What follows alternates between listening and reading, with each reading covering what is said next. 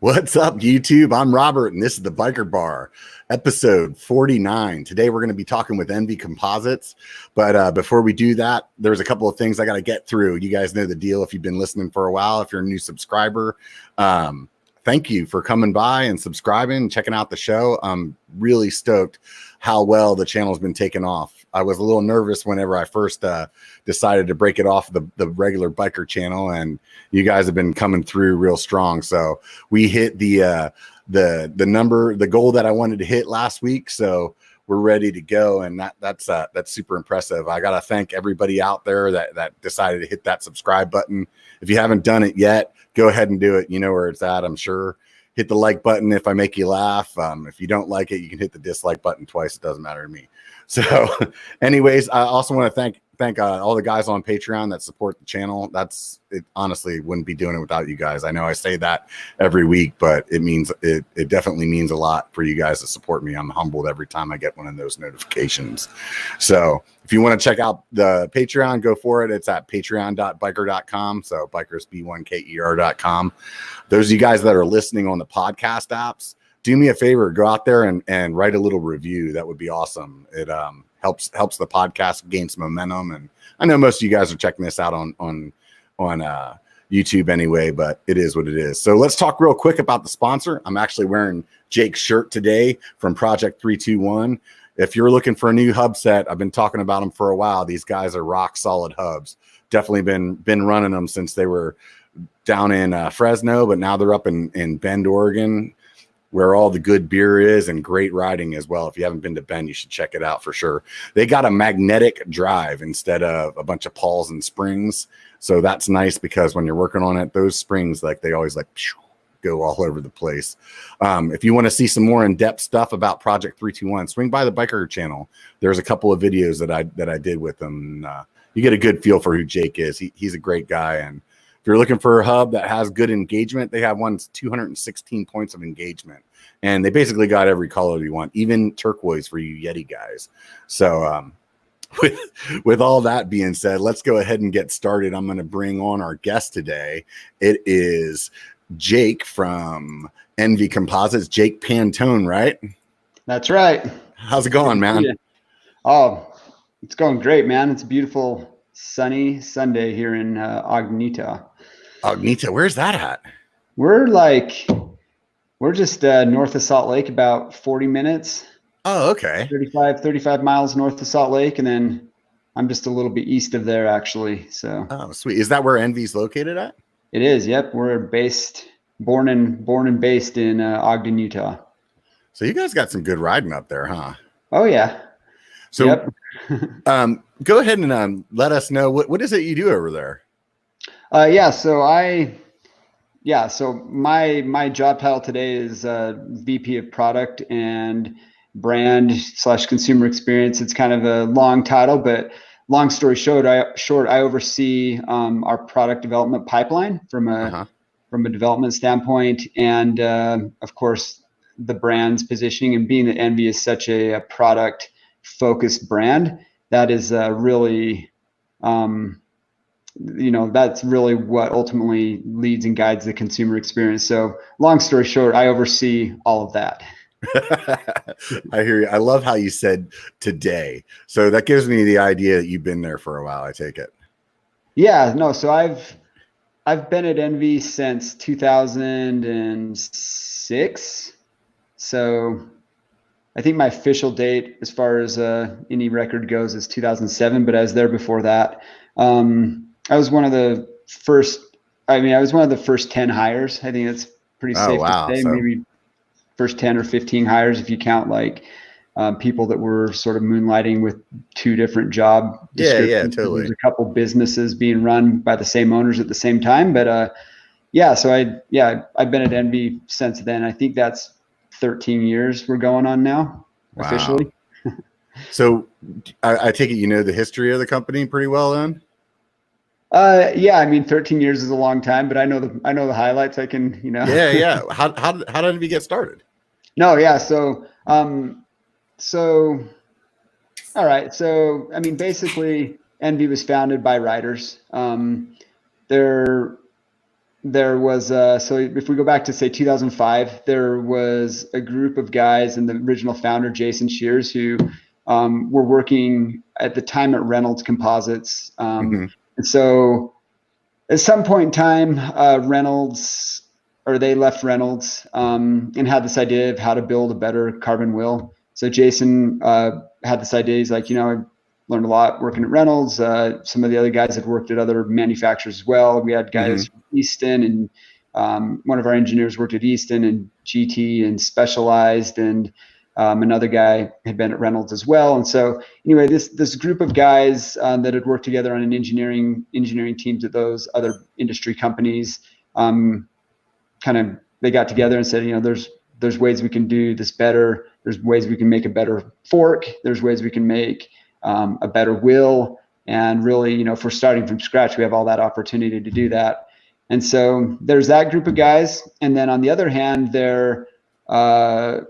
so like any startup or any concept, there's always the idea, and then there's the need to have funding for the idea, right? And right, to support the dream financially. And so it's always easy to come up with the idea. The next step is the hard part, right? Exactly. So there's another group of guys that were they just sold a business called Edge Products, which makes tuners for diesel trucks and automobiles, and they just sold that business. And they had this family of Edge businesses, and one of those was also a bike shop called the BIKER's Edge, which is still it's probably the best shop in Utah, if not one of them. Definitely north of Salt Lake, the best shop. And so they started this shop, and that's where I was working. And I was in school, and I was doing sales, manager, marketing, high end builds, kind of stuff you do at a bike shop. And I was good friends with the owner, and I had helped him basically open that shop, and we'd moved to a second location. And so I was working at the bike shop that these guys with money owned and had invested in. And so at some point, the idea guys for Enve Composites, at the time it was called Edge Composites, met the guys with the money who were also bike geeks and fanatics. And boom, a relationship and partnership was formed. And so now the idea had wings because the financial backing was there. And so that was in like 2005, I believe, is when, 2005, maybe going into 2006 is when those guys really finally kind of got things going there. And then, of course, there was sort of this period where it was building. And at some point, as far as my involvement goes, I'm at the bike shop, and I just graduated school, and I had, ambitions beyond, the upward mobility that you get at a bike shop. Which totally. I pretty much tapped that one out. So talking to the owners, I was like, hey, are there any opportunities for me to come over, to the startup you guys have going? I was a wheel builder, and, at a marketing degree, I like to write copy. I was just like, sure, come over. And, Jason was really good to me in those early days. He brought me in, and he said, hey, if you're going to work for a composites company, the first thing you really need to do is learn how composites work and operate and function, and, what the process is for molding composites. And so he actually stuck me in the back, and, with a few guys that were layup operators as well. And I learned how to, cut carbon fiber and lay it up into a mold, and, how to put it in the presses or the oven. And, I learned a lot about that process. And, that this was very early days. Of course, we didn't have a product to sell. We weren't really even making bicycle parts at the time. We were really still trying to generate a revenue stream just so we could fund the R&D required to make production level bicycle wheels. I mean, we did have a mold that we were pulling. Actually, this is a little unknown fact, is that really the first wheels we ever made were mountain bike wheels. Oh, right on. Yeah, I mean, the dream was always a mountain bike wheel. The opportunity and sort of the easier path to adoption was sort of on the road side of things, So road riders, I mean, if we go back to 2006, road riders had already more or less fully embraced carbon fiber. And mountain bikers were definitely a little slow on that one. And Yeah, I mean, you can still get on the internet and watch everybody talk about carbon versus aluminum. It's freaking ridiculous, right? It seems like the debate that may never die. I mean, it probably will eventually, but yeah, I'm you know, sure so, as soon as there's another composite of some sort, then they'll be like, no, carbon's great. This one's horrible. yeah, we might get there too. Yeah, Right. that's completely reasonable to see as a possibility. Yeah, so I mean, those are the humble beginnings. I mean, and they were very humble beginnings. We were sharing shop space with one of the investors' other businesses, and it was a custom high-end sandrail business. So, you know, $100,000 to $200,000 dune buggies, basically. Right. That's dropping you know, LT or LS1 vet engines into them. I'm not a car guy, so I just know they were LT or LS something vet engines. Throw a couple keywords out. That's what I do. Yeah, they were. They were. Let the other guy talk, right?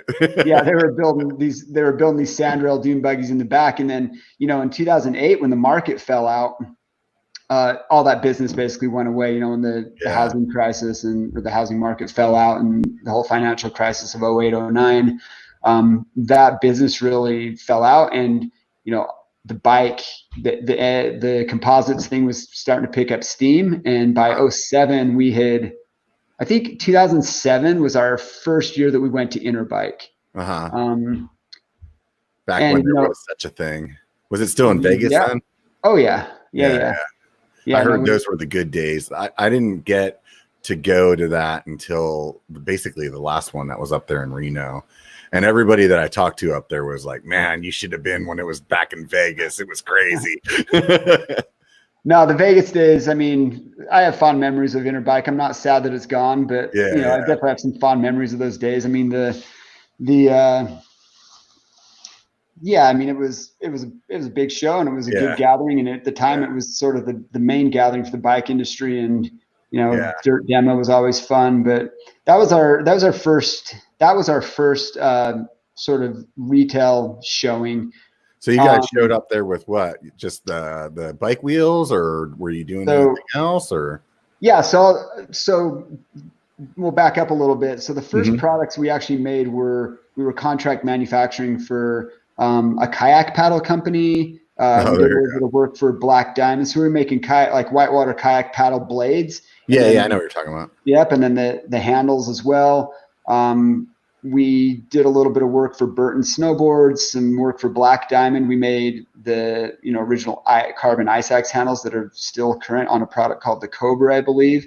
So that's where you said you guys were trying to build the product stream there, or the financial money stream there. Yep, just trying to build a revenue stream was really important in those days. Yeah, and that's what I was trying to come up with. yeah, and one of the other.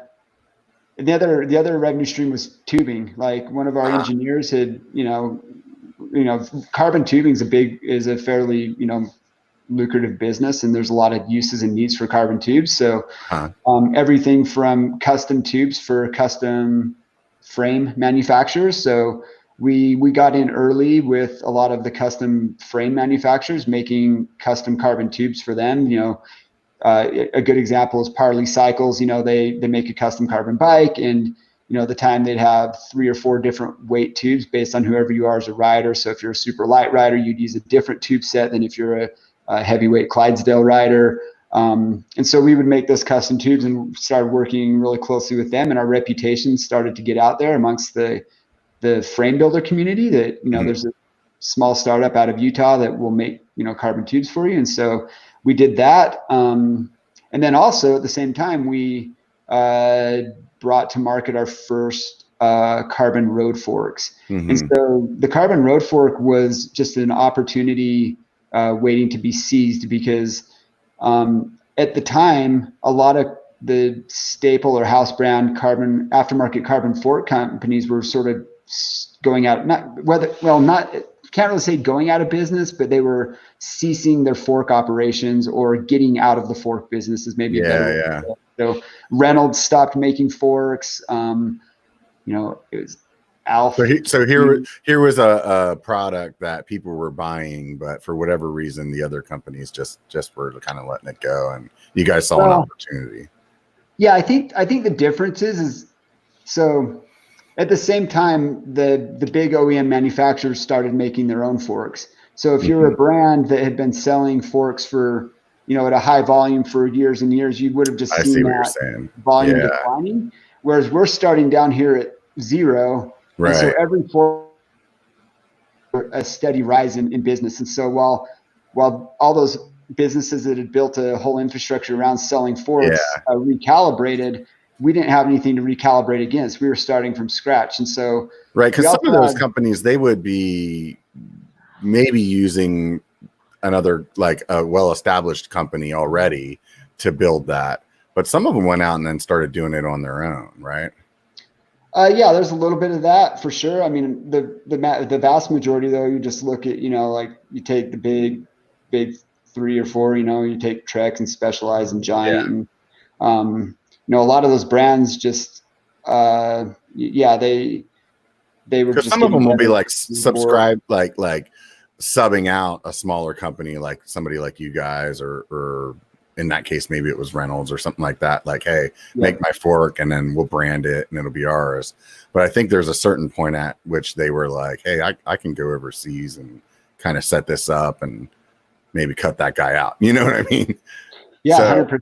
Yeah. I mean, there's a time, as I said, I remember working in the shop where we carried felt, and felt was 100% a Reynolds spec fork on those bikes. Yeah. And at some point, felt decided to, go make their own fork. Yeah, totally. That happens. You were talking earlier, whenever you first started, that the owner wanted you to learn like how to do carbon. Like, what goes into that? Because most people, like, they would assume that, it's just like a bunch of plastic and a mold and you pour it into that and then that's that, so like maybe like a top level explanation of like how you do carbon and maybe what makes the difference between good carbon and bad carbon.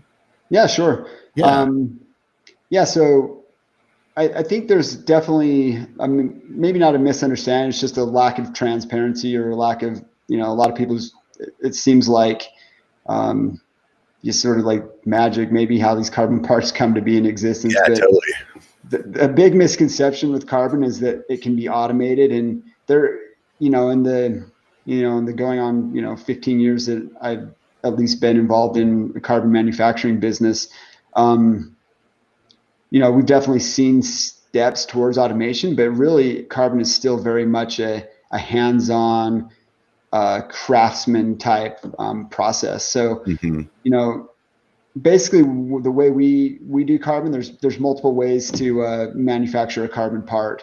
There's wet layups where you take basically dry carbon fiber, so just dry weaves or whatever, and then you cover them in glue or the resin. And anybody that's ever worked with fiberglass, like, that's more like how a surfboard or something would be made, right? You wrap it in fiberglass, put the resin on, and that process. That's sort of that's a wet layup.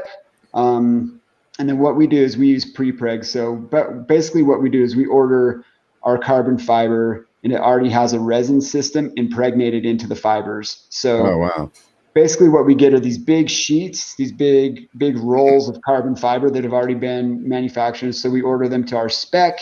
We order them with whatever resin quantity we want in them, and we order them with whatever weight fiber. And so, the lighter weight fibers cost a little bit more than the heavier weight fibers, but to a certain degree, carbon fiber is carbon fiber. Right. What makes good carbon versus bad carbon really comes down to how it's processed. And a great analogy or metaphor is like baking bread, for example. The basic ingredients of baking a loaf of bread are pretty much the same. You've got your salt, your yeast, your water, your sugar, your flour. It's been that way for thousands of years, right? Yeah. But the thing is like the difference between like an artisan loaf of bread and a loaf of Wonder Bread are very different, right? Yeah, totally. You don't have a piece of Wonder Bread at dinner and like, man, this is great, dude. I could just eat this whole bowl or basket of it, Yeah. And so that's kind of, that's a lot like what carbon manufacturing is like, or making something out of carbon fiber is like. It's like, for the most part, everybody's using some basically the same. Carbon is carbon. It is. My understanding is that the resin though has a lot to do with it as well, and that's where like some people will skimp and save money is the resin, right? Yeah. So resin is a major factor. And then more than anything, it's also understanding what that resin was designed to achieve. So, I mean, there's I don't know the number. There's countless, to exaggerate. I mean, there are hundreds of types of different resin systems, and they're all constantly being developed, and they are serving different purposes. There's resin systems out there that go into making carbon fiber rotors for Formula One cars. So a resin system like that has an extremely high thermal gradient. That's crazy to me to think about. Like it just like kind of hurts your brain a little bit, like plastic rotors, like it's just like really hard to like wrap your head around. Well, and I think that's important. Like, it's not plastic you're dealing with the core, you're dealing with the basal element, which is carbon fiber. Then your resin system, yes, that's where you start to deal with the polymers and different those mixed blends of adhesives and glue, plastic, whatever it is. Right. And those things can range from something that is, again, very brittle and very intended for very high temperature operation to something that's completely pliable and almost rubberized to where you can it has a lot more flexion and can absorb more impacts and vibration. And so you have this wide range of options. And so a lot of that's a very important factor. And then, so what we do, we get these big rolls of carbon fiber. And the closest thing I think people could maybe relate to possibly is sort of how textiles are manufactured. So, we're both wearing t-shirts. Right. These t-shirts are cut in patterns, right? So at some point there's big rolls of cloth. They're rolled out onto a cutting table or a cutting machine, and they're cut into these panels that are eventually sewn together and turned into a t-shirt or a hat or whatever it may be. And carbon fiber is similar in the same way. So we roll these sheets out, and in some cases we are cutting different patterns out. So, we're cutting patterns, but we're also laminating sheets together. So with carbon, you start with basically for every, basically there's an opposite and equal fiber angle for every angle you do. So it's, without getting too into it. So basically you can lay that up and give it flexibility in certain directions or make it exactly more.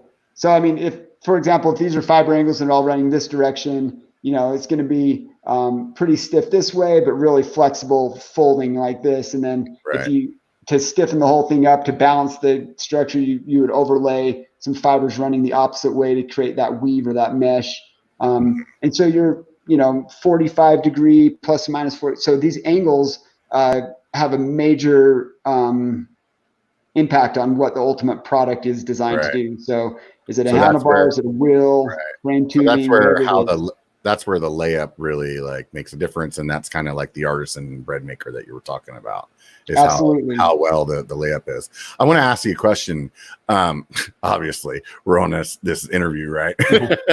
But what we're doing. I think a lot of people go on Amazon and find some like looks exactly like somebody else's product that's coming out of China, and they're like, "Hey, man, it's carbon fiber. What's the matter?" Like, what is it from your industry perspective that is like scary about people putting parts like that on their bikes? Yeah. So again, not all carbon is created equal in terms of how it's manufactured. It's really about the process. And if we go back to like the Wonder Bread versus artisan loaf sort of comparison, I mean, it's kind of the difference.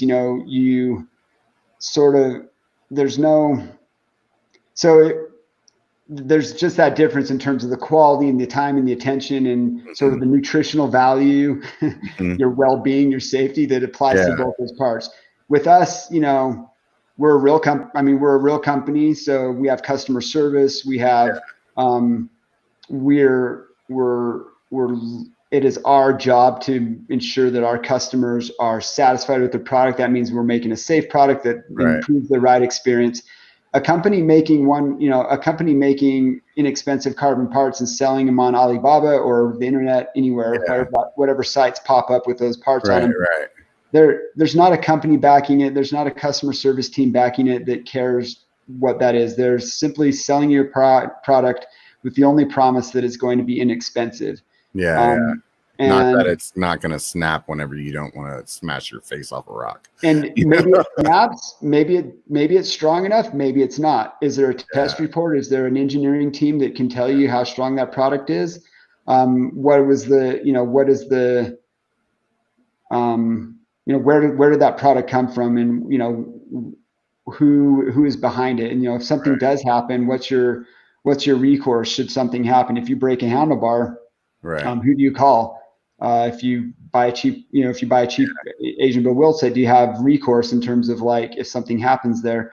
I mean, more than anything, not to say those products can't be great. Most of the products we ride, most of the frames we ride, most of the carbon parts that come into North America and that are ridden around the world are manufactured in Asia. It's not anything to do with where they're located. It's everything to do with the mentality behind the product being available to the consumer. What's their goal? And their goal, I don't know. It's certainly not to provide you with a better ride experience. It's to provide you with a really inexpensive part that looks like the high-end stuff, but necessarily isn't. Well, you guys do everything there in Utah then, right? You guys manufacture all your own parts and everything there?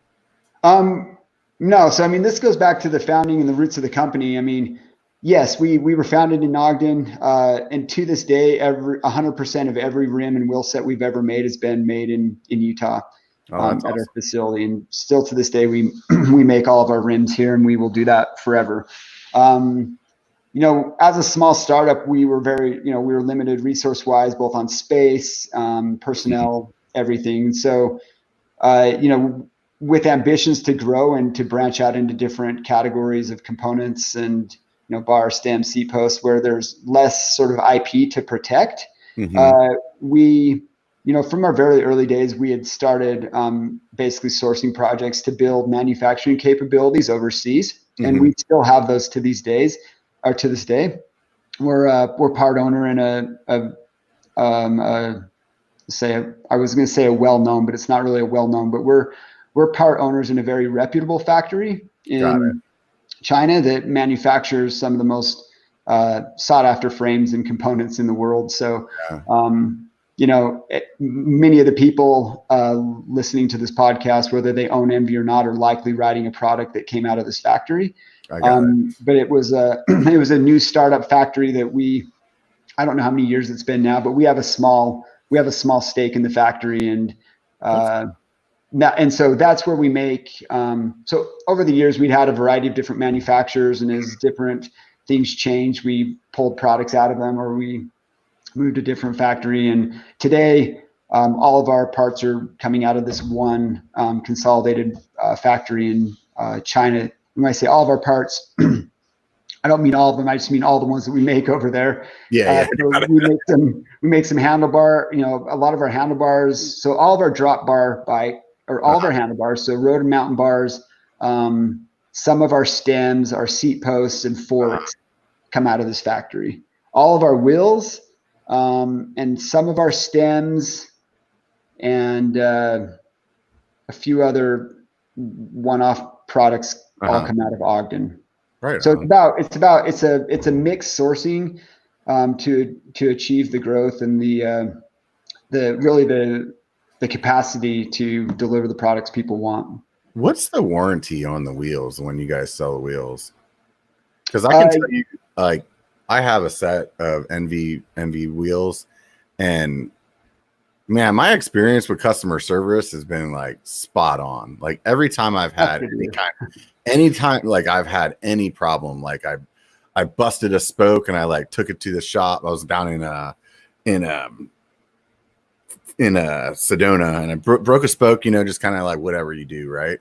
And it's like took it to the shop, and they're like, oh well, we're gonna send this back to Enve just so that they can look at it. And it's like they just always take care of it. Like to me, like it's been above and beyond, like in every chance. Like I've had it where it's been like, oh, we just replaced the hoop anyway, and probably would have been fine, but who knows? You know what I mean? And so I'm not saying that's the experience that somebody's going to get every single time, but for me, every time that I've had an issue come up that hasn't and I haven't had a failure by any means, but just like normal stuff that happens, and it's been a great experience. So I don't actually even know what the real warranty is, though.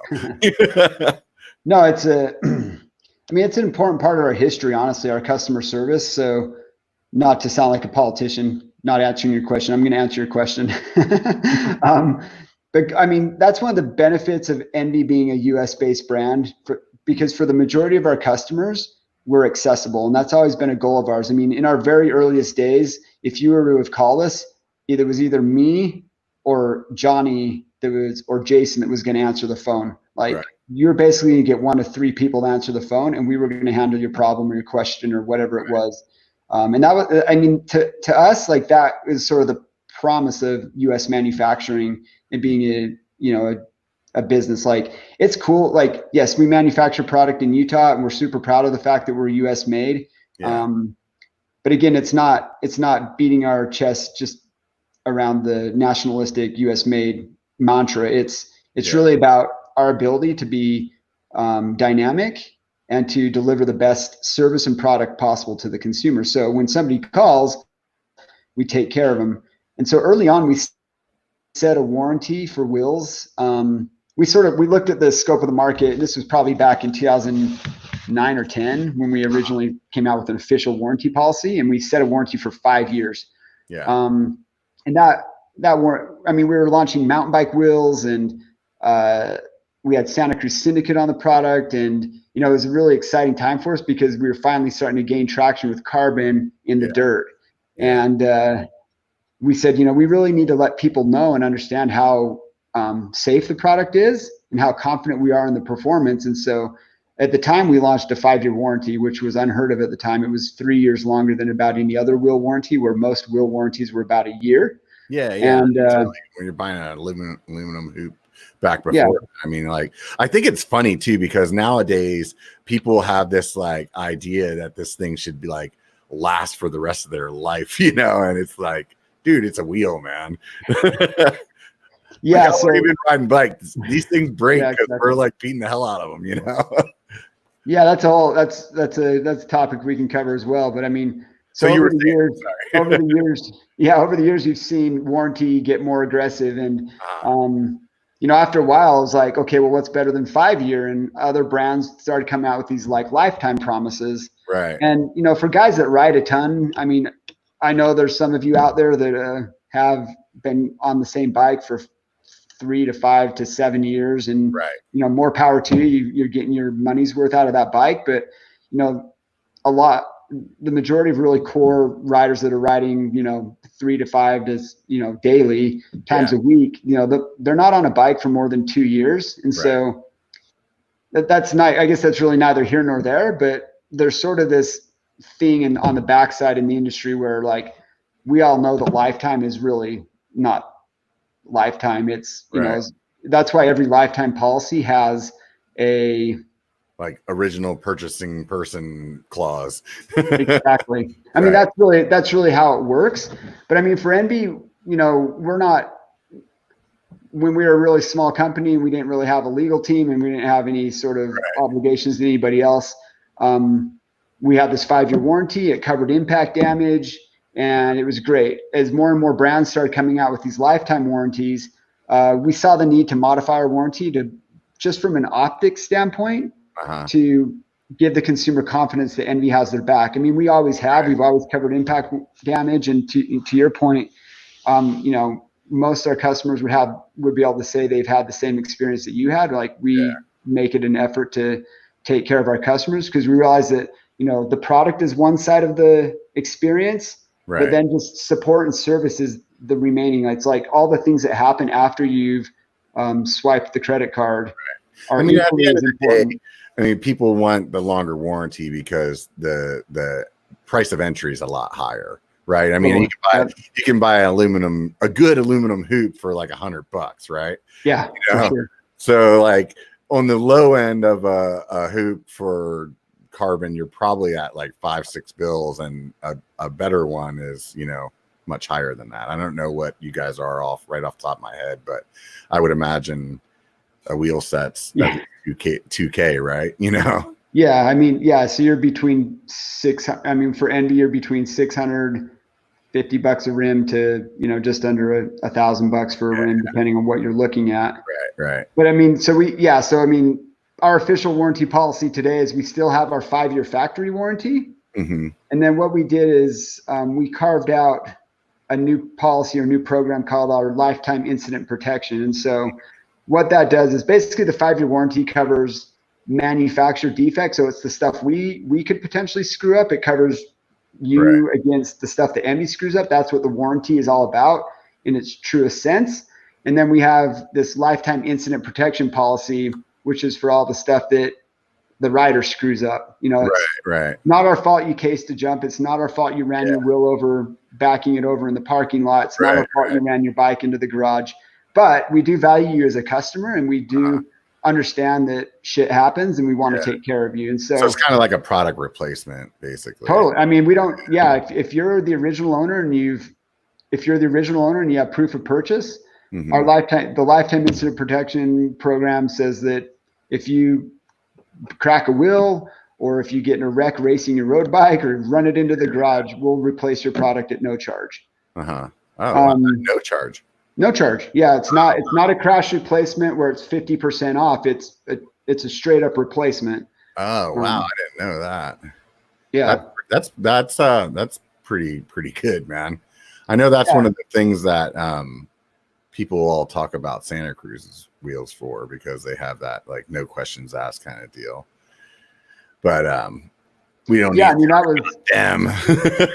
No, but I mean that's a great example of sort of what require. I mean, again, we were already doing, and the whole no questions asked thing is like, look, I mean, most people know whether what they did to the wheel or the product was something that was their fault, or if it was something that was truly an accident, whatever. I mean, we're not, nobody's there to have that debate and discussion. We sort of leave that to the consumer to decide what their conscience says is right. But and there's definitely I think there's such a gray area there between like as somebody that's in the carbon industry,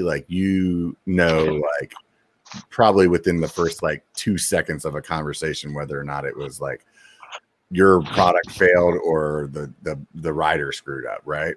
But I think the riders themselves, they have no clue what that is. You know what I mean? You're like, hey, dude, I was going down this trail. I didn't case some 6-foot drop. I just freaking hit some rock and I heard boop, and to me, hey, that's not how a rim should fail. You know what I mean? So I think that's what it comes down to, where it's well, you might have thought that you didn't really hit that rock, but you right on the top of the pinnacle of it, and all your weight on a hardtail, and you were flying down the hill, and that happens, right? Yeah, I mean, again, we understand that people have invested in a performance product, right? And we understand we know the limits of the product. I mean, that's why we sponsor World Cup downhill, World Cup cross country. We've had EWS teams. We still sponsor, enduro type racers and riders. We work with the InCycle team. I mean, we have a lot of feedback on the race courses that really, the purpose of sponsorship, sure, it validates the product and it's great from a marketing standpoint, but more than anything, that those teams are development partners, and it's the information we learn from the product being put through the paces at the highest level that then trickles down into the product that we ultimately sell. We're not out there to argue or have a debate with the customer whether, it was their fault or ours that a product broke.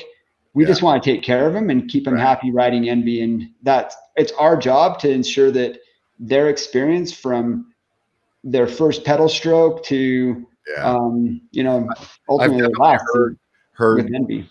People talk about their experiences with some of the smaller brands, and it gets into this type of conversation that you're talking about, where it's arguing back and forth and people getting upset with each other, and it's just that's not, I mean, honestly, like at the end of the day, to me, like it's worth paying more for a wheel that you know the company is going to stand behind you and take care of you no matter what. And like, I know whenever you're like maybe younger and you don't have as much money to spend on parts, you know, as you do when you're at the age I am at now, but, and you're just trying to save money, right? But in the long run, you end up spending it, you know, just replacing it. You end up like wanting to bang your head against the wall because some guy that you're talking to is not like hearing what you're saying or whatever. And it's just, I don't know, it's not worth it. I would say, you guys are like hands down as far as most people that I would talk to. If you say Enve, like people know that's like top of the line stuff, man. Did you guys set out for that? Or did you guys like think that you were going to be there? You just were like, hey man, we're going to go make some good parts and we'll see what happens. I can honestly say we never intended to be sort of this like premium top of the market, sort of niche-ish product. You know, it's all a result of what our standards were for what a product should be. Yeah. And, you know, the cookie kind of crumbled from there. Yeah. How do you speak? I mean, so it was like, hey, if you know, we're starting from scratch, like we have no fences, nothing preventing us from doing exactly what we want. We're a brand new company. We have nothing but ideas. There are no long held beliefs or dogmas that we, you know, there's no sacred cows that we can't kill. It's like we can do whatever we want, and we can do whatever we want. And so, you know, from the beginning, it was like, okay, well, it's carbon. What, you know, at this company, we were doing this, but we had to do this because we were tooled up to do this, and our whole operations built around this one process. Right. We're starting from scratch. We're going to design a new process and things like, you know, we can mold the spoke holes into the carbon rim instead of drilling them. So now all the carbon fiber is being put to work, and we can make a more efficient rim structure. And you know, if you mold in Asia, you have to use this one bladder material that they're all familiar with molding with. But here we're going to use this bladder material that you can completely extract and remove. So that saves weight in the rim, and it, you know, allows the fiber to be placed more precisely and accurately.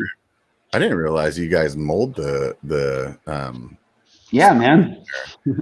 That makes sense though, because I didn't really think about it, because your spokes like backwards, right?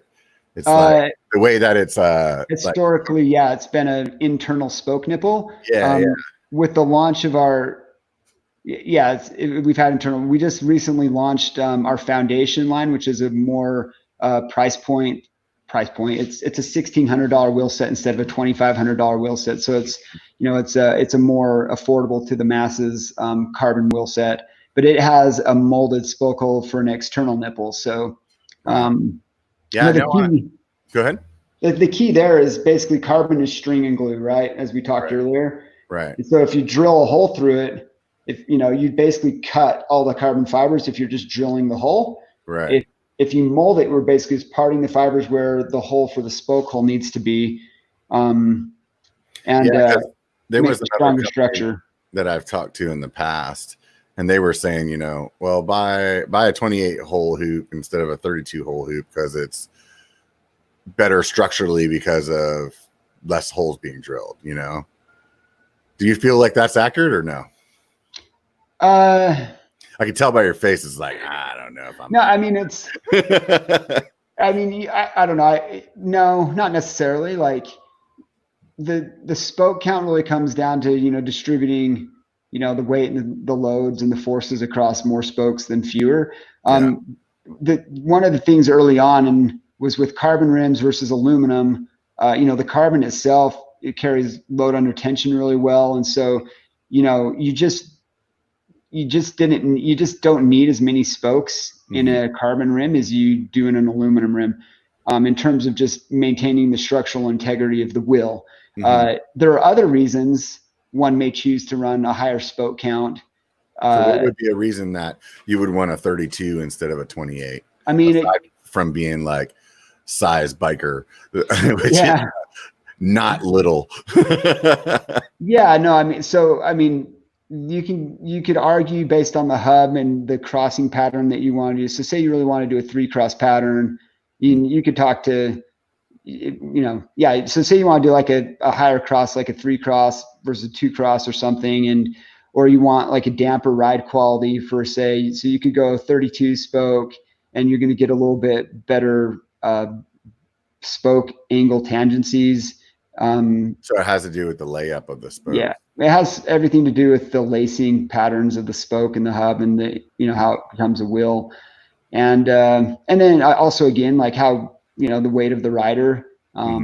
Again, like you're braking. If you're a bigger guy, having more spokes isn't necessarily a bad thing. It's a marginal weight gain, just right. To basically get a 10% or more share of forces across all the spokes in the build. Right. But I don't know. It's interesting. You were talking earlier about sort of the old days, like the value of alloy versus carbon, and how that was one of the things we really used to talk about early on, like when we were trying to, not necessarily trying to convince, but just trying to help open people's eyes to the opportunity that carbon mountain bike rims presented. Yeah. And I mean, when I was racing a lot, I would basically, I'm a pretty light guy, but I would still go through basically a wheel set and a half a season, just riding aluminum wheels. And, that was kind of like a requirement. Like I was going to wear out a rim or two every season.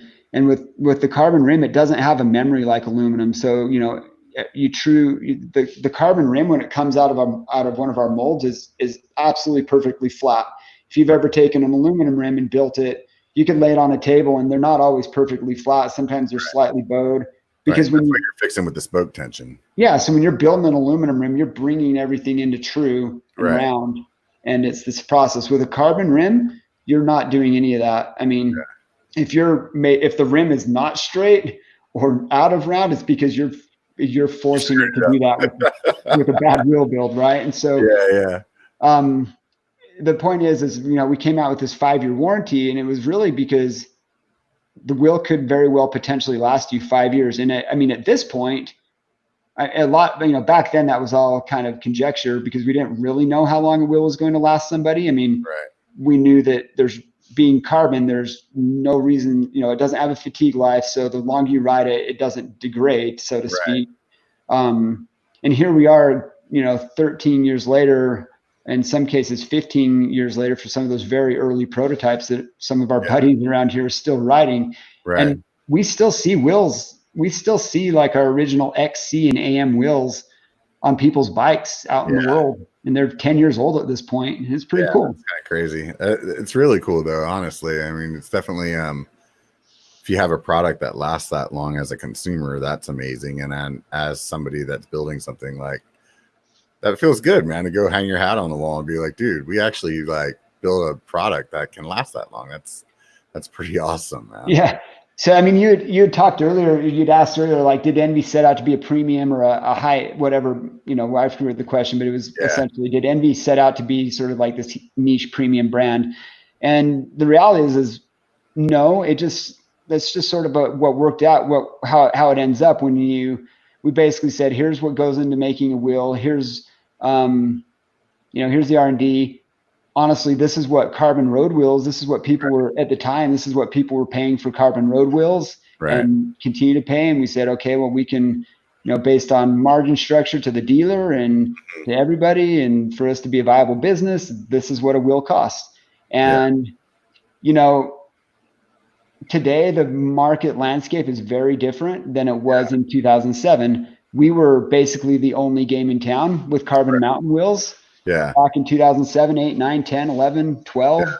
And, since then I have a spreadsheet, and I think I have 70 plus carbon wheel brands that make a carbon mountain wheel that exist in the world. There's a boatload of them now, and it's like 70 plus. Yeah. And then there's probably more. Those are just the ones I know of. And, there's definitely brands that are going out of, that have come and gone in the interim as well. But that's the other thing, man. When you're buying from a company that's been established like you guys, I mean, you could go out with some of these like, hey, so-and-so in Colorado just popped up a new carbon hoop company. And you're like, sweet, I could get a carbon hoop for $300. And then like 2 years later, they're not around anymore. And now what?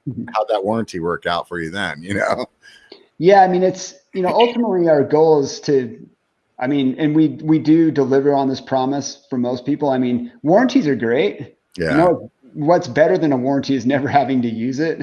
Right. Exactly. And we're not, we were pioneers in terms of carbon mountain wheel construction and design. And,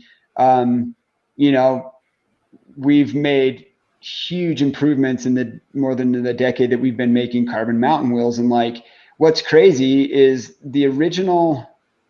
our original downhill wheel that Greg Menard won his first that Greg Menard won his world championship for, our first world championship, right? Not Greg's, on Enve. That happened in 2011.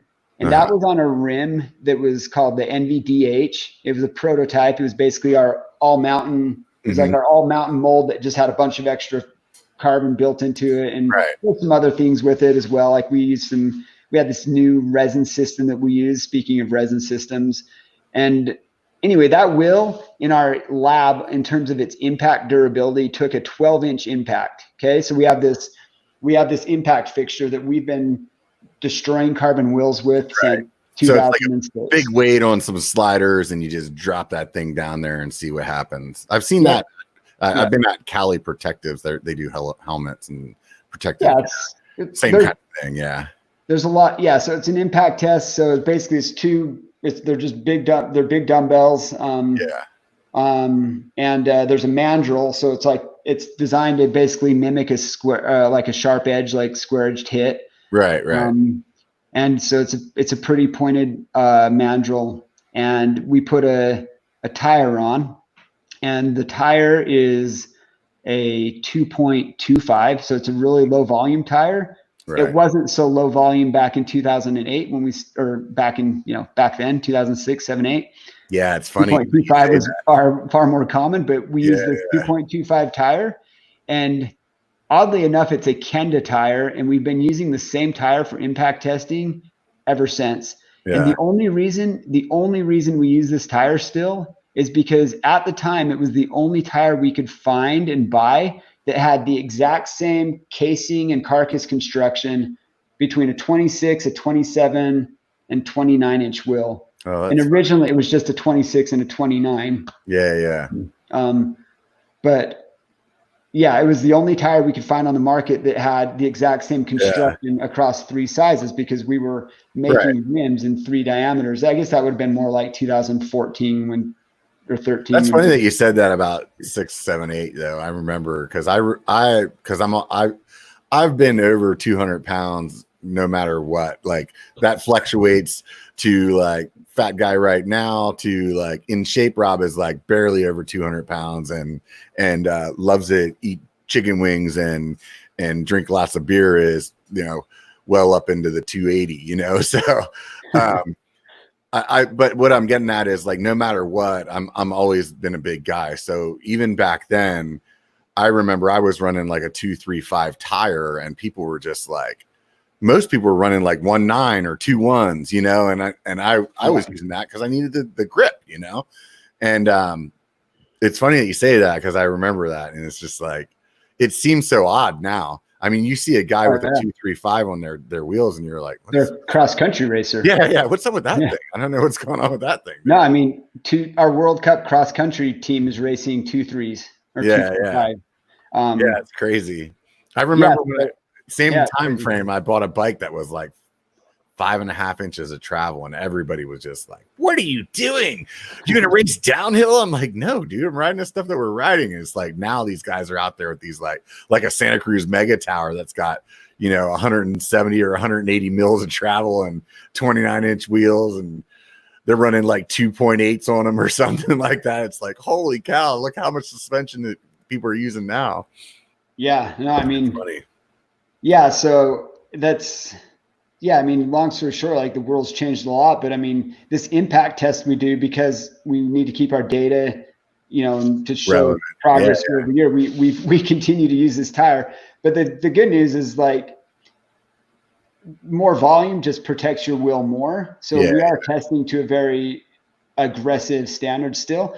But I guess the point I was making is that the original downhill wheel that we won a world championship on underneath Greg Menard in 2011, this NVDH, took a 12-inch impact. Today, our M525, which is our lightest weight World Cup cross country wheel, takes a 12-inch impact almost. Oh, wow. Well, so there's a range. So it takes it to qualify or to pass. So for it to be deemed worthy for production and sold to the world, a cross country race wheel in our lab has to do a 10-inch impact consistently. Occasionally, you'll get 12s out of it, which is the same as what our original downhill wheel did 10 years ago. So what's your downhill wheel do now for perspective?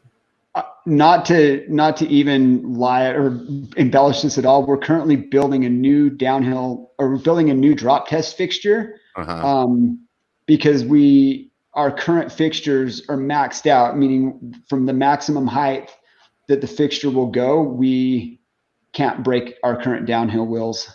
So it's let's see, you're talking a little bit over 20 inches.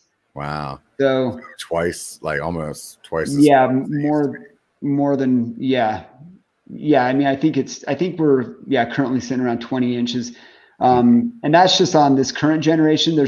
I guess the current generation, we're impacting way up there, 18 to 20 inches. And it's also important to know that it's not just double, it's the forces that wheel's able to withstand are exponential to just double. And it's, out in the field, it's a completely different thing altogether, right? Like, I mean, we just don't see those wheels back. Like, so our first, I mean, as an example, just as our first season with the Santa Cruz Syndicate, we probably broke, I think it was like 35 rims, which is a lot, but it was literally more than half as many as they'd broken the previous season in aluminum, meaning like they'd gone through nearly 100 aluminum rims, and they'd only gone through like 30 or 35 carbon rims. Last season with the Commensal VH team, I think it was definitely less than 10 broken rims, and it's twice the number of riders. So Syndicate was always 3 riders. It was Greg, Steve, and Josh originally. And, with Commensal, we have, I think 6 riders. So we're basically 5 or 6. We're basically double the riders, and we're breaking less than 10 rims a season. And it's just those guys are like just freaking monsters compared to like what the average Joe's doing. So, I mean, they're big dudes, and we learned a lot over those years. I mean, we made a lot of cool progress over those years. I mean, if you want to go back down the history and the memory lane, like when we started the brand, a World Cup downhill had never been won on a carbon wheel. In 2010, we went from not only that, but the carbon was just not even a thing really to ride in the dirt, except for sort of the World Cup level with some carbon fiber tubular cross country race wheels. So we introduced these carbon wheels to the aftermarket, and we say, here's a carbon wheel that's everyday rideable. You don't need to true them, just ride, rinse, repeat. So by 2009, we'd signed a contract with Syndicate. We didn't even have a downhill wheel yet. It was just a promise of like, hey, we can do it. We're going to develop downhill products out of carbon. By 2011, we were the first 26-inch carbon wheel to ever win a World Cup race. Then we also went on to win a world championship. In 2013 and 14, Greg Menard became the first rider to ride a 27.5-inch wheel to a World Cup victory, as well as in carbon. In between there, we introduced a full carbon swing arm. So the Santa Cruz V10, with the full carbon swing arm, Enve developed or was an R&D development partner. We made the first carbon swing arms for the V10. So those were the first basically full carbon bikes to win World Cup downhill. And then in 2016, Enve again was the first 29-inch wheel, also carbon, to win a World Cup. So over this going on, a decade of World Cup downhill racing, we've gone from basically zero wins or podiums and with carbon in the World Cup to the vast majority of the podiums are happening not just in carbon but on Enve carbon. At last count, we're sitting upwards of like 60 top 3 finishes in the World Cup and nearing 80 top 5. And then it's like 80 if you go into the top 5s, which is, it's really pretty impressive to see what. You guys with carbon in the dirt. Yeah, you guys definitely you guys have a badass product. There's no doubt about that. Like, I can only think of one other brand as far as a hoop that I would consider, other than yours. And I know we were talking about it earlier, so you probably put it together. Window shopping, buddy. Nice. But honestly, it's like it's just, there's a certain level of quality that you expect from a brand like Enve, and you guys deliver. So I mean, that's not a bad thing, So what I want to ask you though is, I want to change gears a little bit. How do you guys feel about all these different kind of wheel inserts in the wheel? Like, I've heard somebody talk before about carbon maybe not being as strong because it's like the wheel inserts like pushing on the from the inside out. So it's like damages some of the wheels or something like that. And I wanted to like clear that up, if that's like a wives' tale kind of BS stuff, or if that's like actually a thing that happens that you guys had to like maybe design around. Yeah, so I'll answer that question for sure. So I was looking around to see if I had one of our wheels here, but I do, just not the one I was looking for. Yeah, inserts are interesting. So, and this is an important conversation I think that a lot of people don't consider. So why do inserts exist in the first place? So, and part of this, Enve could maybe be to blame for this. So we'll take this on. So, okay, aluminum. Aluminum's great. The only problem with aluminum is it's basically disposable. It has a fatigue life, and over time the material breaks down and it bends, and everybody's had that rim that, you've trued it to the point that it can't be trued anymore and it's time to discard it, or you flat spotted it, whatever. Once you dent or bang up the aluminum rim, it's done. Mm-hmm. Okay, carbon is not like that. Carbon has an endless fatigue life, and as long as the resin to carbon bonds remain intact, the rim is good. So you basically have to crack the resin in order for the rim to broken. Mm-hmm. So what do you get? So the evolution has been, okay, can we make a durable rim for mountain bike use out of carbon? Okay, this is back in 2008, 9, whatever, check the box. Yes, we can do that. Okay, can we make a carbon rim tubeless? The original wheels, they weren't tubeless specific. We were, doing ghetto tubeless, running inner tubes, whatever, but tubeless was not completely adopted and ubiquitous like it is today. Yeah. So the next goal was, can we, we need to make it durable. Can we improve tubeless? Great.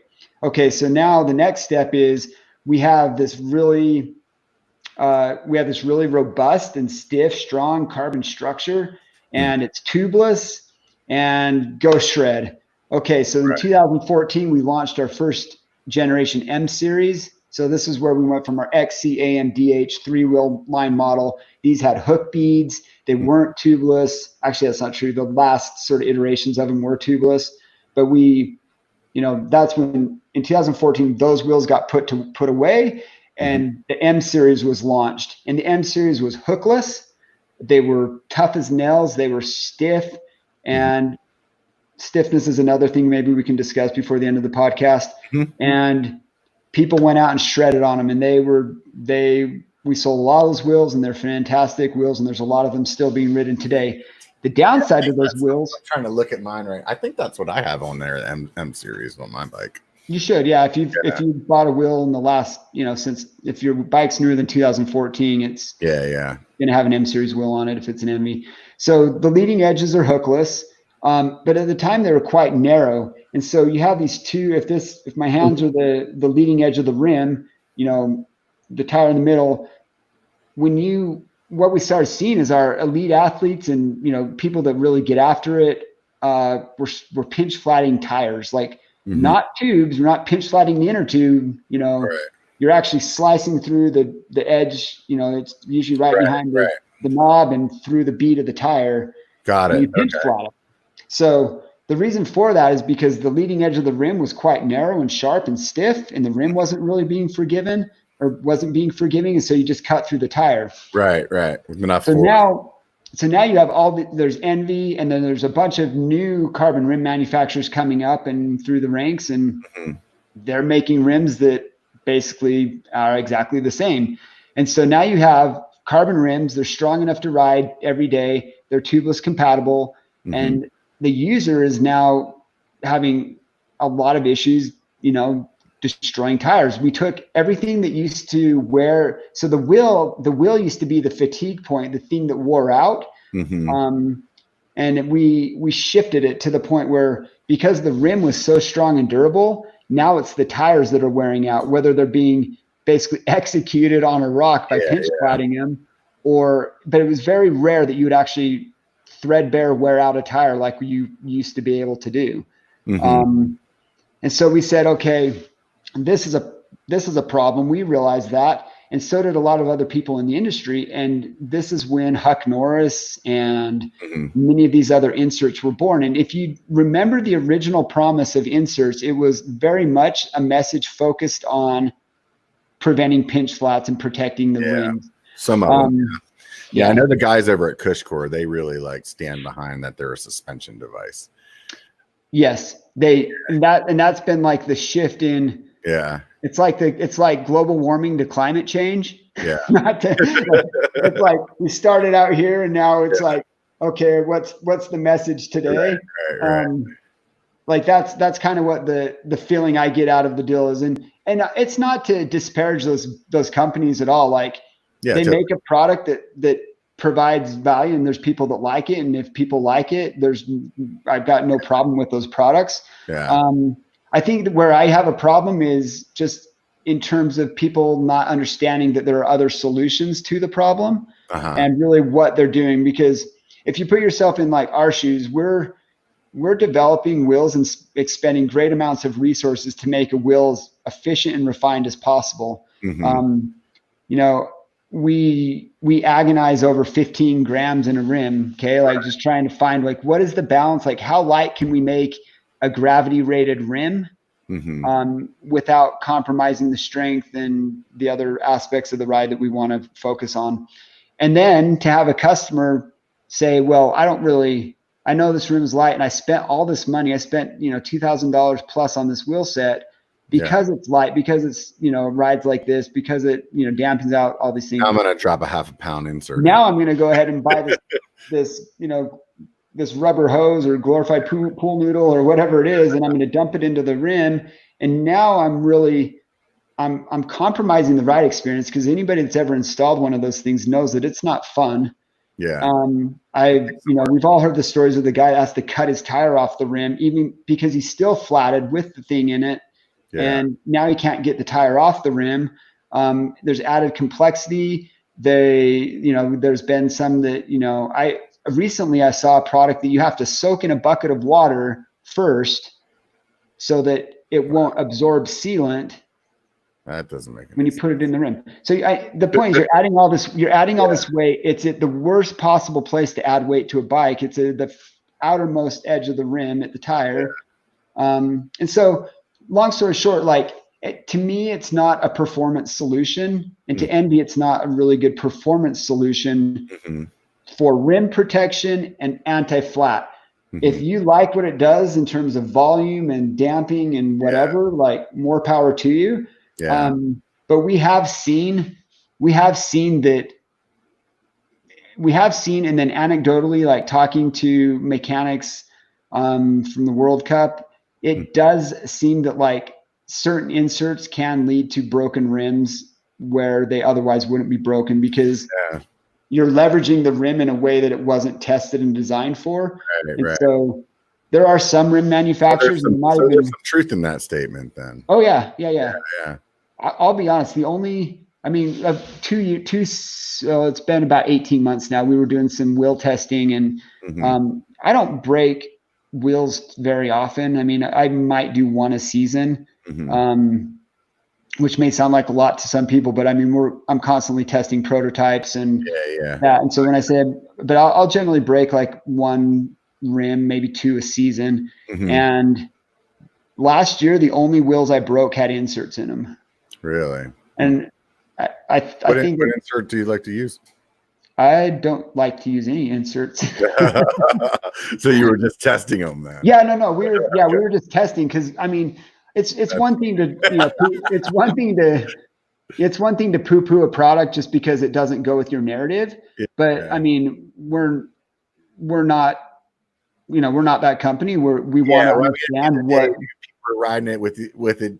Your product with their product in it, so you got to try it to make a better product, because if you don't pay attention to it, then people are going to start using the other one that has taken that into consideration. Well, or say there is a suspension component that really does improve the ride. Like, okay, so if this is really a cool component to, if this is really an advancement in technology and a cool innovation and a proponent to the suspension, like, how can we redesign the rim to accommodate it? Like, is there more weight we can take out of the rim to accommodate for the added weight of an insert? I mean, these are all questions that we're asking ourselves. And so we definitely want to test these new ideas and concepts and see if there's any validity to the claims, or at least any improvement to the ride experience. And again, like, there's nothing wrong with the product. They exist for a reason. There's also a reason that some wheel manufacturers, and we are not one of them, but some wheel manufacturers void warranty if you run inserts. And there's a reason for that. So for Enve, though, like, we looked at that and said, okay, this is a solution that the aftermarket has come up with, but we're a wheel manufacturer. So, what are the constraints that are forcing, what are the reasons why they have to go to these inserts? What can we do with the rim shape itself or the rim structure itself to solve this pinch flatting problem and make the rim more durable or protect it? And so we came up with two new technologies, which I don't know if you're familiar with them, but our latest gravity rated rims, so our M9 and our M7, those are our sort of our heavy duty trail, and then M9's like our downhill race, enduro race category wheel. Sorry, there was a bug on the screen. Those wheels have this technology called a protective rim strip. So we actually designed a carbon rim that has a polyurethane plastic strip that goes over the entirety of the outside of the rim. So if you looked at our website under our M series page, you'd see sort of some graphics and drawings of what that looks like. But what that is it basically creates a wider leading edge at the edge of the rim. It shrouds the carbon. So if this hand's carbon and this is the shroud, it goes over the top.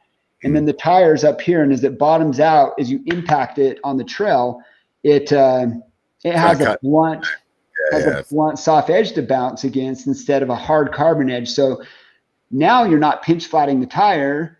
You've added some weight to what could be a lighter rim, but it's also in the same vein allowed us to reduce the weight of the carbon itself. And so when you start to do the math on, okay, what's my complete wheel set weigh? Well, there's basically a lot of ways you can prevent a flat tire and protect the rim itself. You can run a heavy duty, like downhill tire.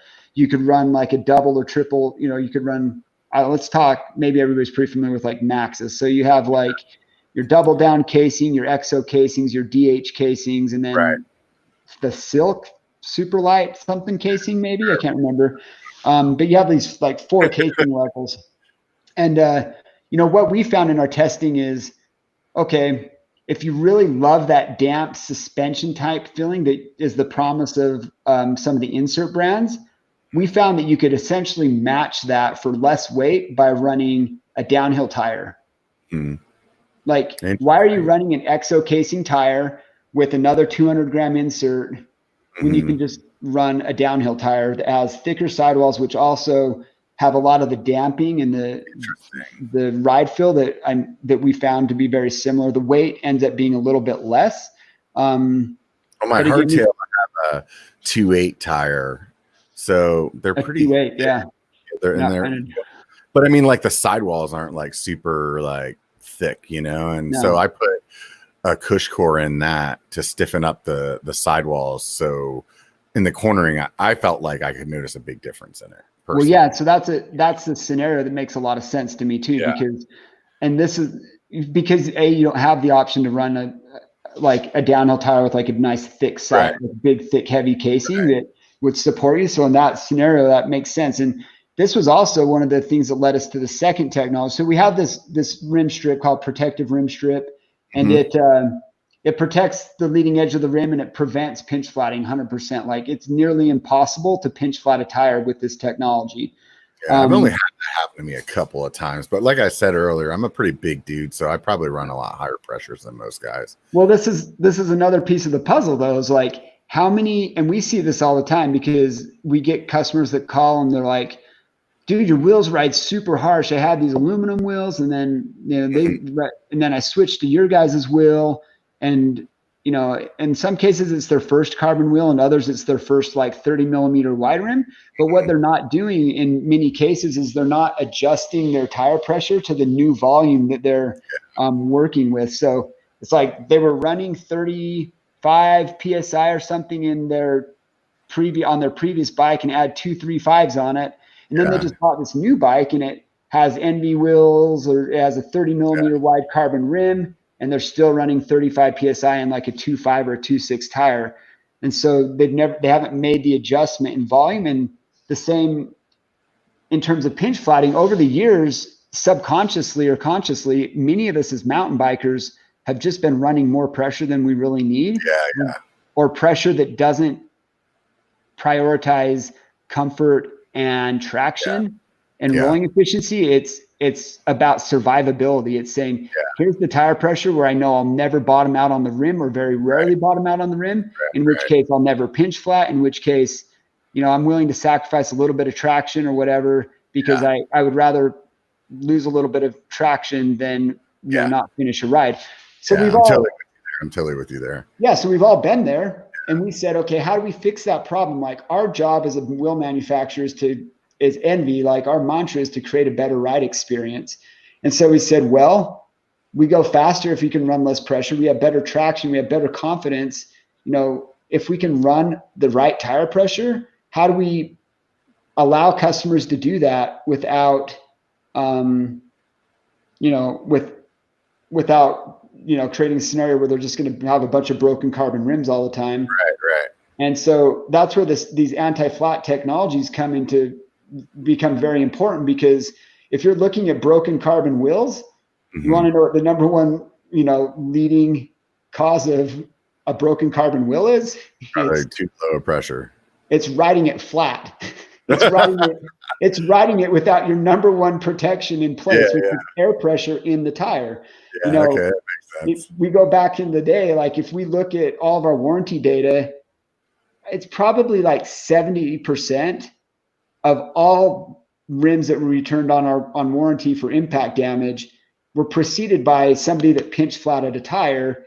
Right. But you're in the rock garden, you're already rolling, or you're at the top of the trail. Yeah, I get it. You got to slow down, so you're slamming it into rocks.